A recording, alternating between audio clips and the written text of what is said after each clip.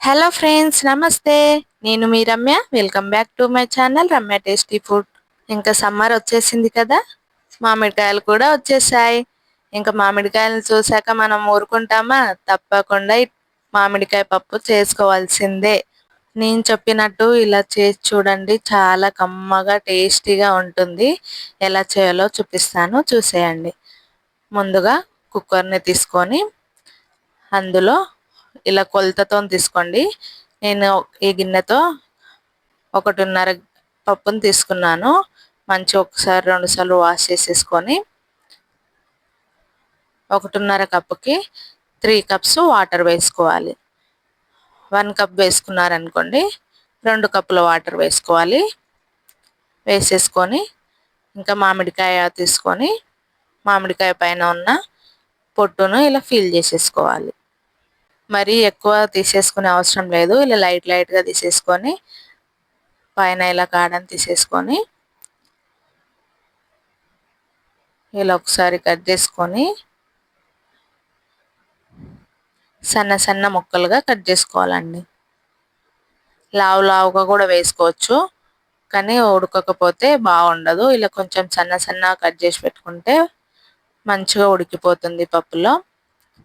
ఇంకా కుక్కర్ని తీసుకొని నాకు ఈ మామిడికాయకి 1.5 కప్పులు వచ్చాయండి. చూడండి, 1.5 కప్పు వచ్చింది. ఇలా పీస్ ఉంటే పీస్ కూడా వేసుకోవచ్చు, మంచి టేస్ట్ వస్తుంది పప్పులో. ఈ మామిడికాయకి ఇంకా పీస్ అవ్వలేదు.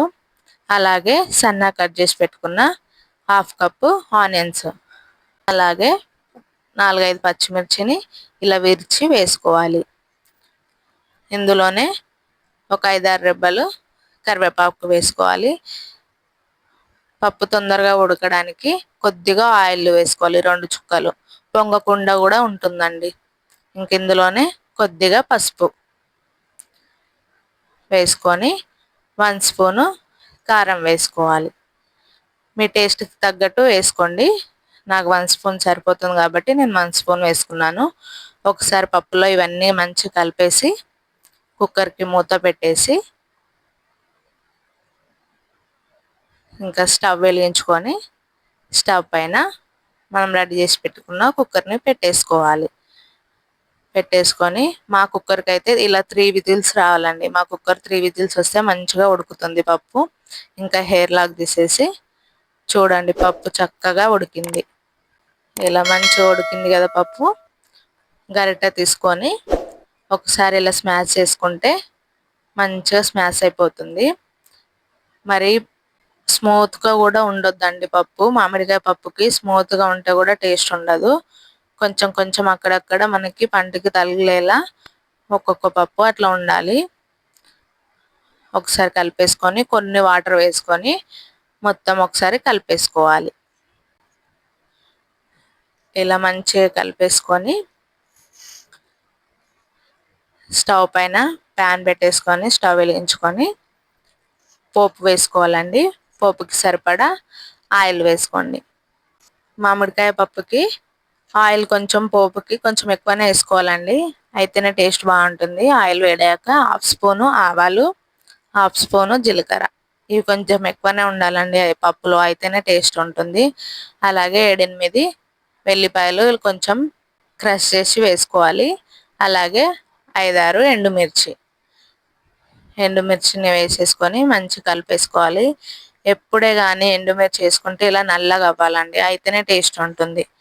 అలాగే కొద్దిగా కరివేపాకు వేసేసుకొని మంచిగా కలిపేసుకొని పోపు మొత్తం వేగాక 1/2 స్పూను పసుపు వేసుకొని ఒకసారి కలిపేసుకోవాలి. పసుపు మనం పప్పులో వేసామండి, కానీ పోపులో కూడా వేయాలి, అయితేనే బాగుంటుంది టేస్ట్. ఇంకా పోపుని పప్పులో మొత్తం వేసేసి మొత్తం పప్పులో పోపు మొత్తం కలిసేలా కలుపుకోవాలి. నేను కొన్ని చిన్న గ్లాస్ వాటర్ వేసానండి. మామిడికాయ పప్పు గట్టిగా ఉంటేనే బాగుంటుందండి, మరీ పల్చగా ఉంటే అస్సలు బాగుండదు. ఇప్పుడు టేస్ట్కి సరిపడా సాల్ట్ని వేసుకోవాలి. నేను 1.5 స్పూన్ వేసుకుంటున్నాను. మీ టేస్ట్కి సరిపడా మీరు వేసుకోండి. సాల్ట్ వేసేసి మొత్తం కలిపేసుకొని ఒక పొంగు వచ్చే వరకు వేడి చేసుకోవాలి.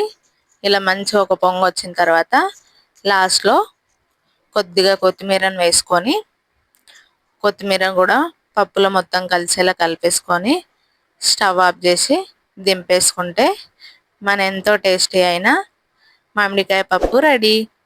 ఇంకా సర్వింగ్ బౌల్లో తీసేసుకోవడమే. నిజంగా చెప్తున్నానండి, చాలా టేస్టీగా ఉంటుంది. పుల్ల పుల్లగా కమ్మ కమ్మగా చాలా బాగుంటుంది. మా ఇంట్లో వాళ్ళైతే ఇష్టపడి తింటారు ఈ పప్పుని. చపాతీలోకైనా జొన్న రొట్టెలోకైనా వేడి వేడి రైస్లోకైనా చాలా టేస్టీగా ఉంటుంది.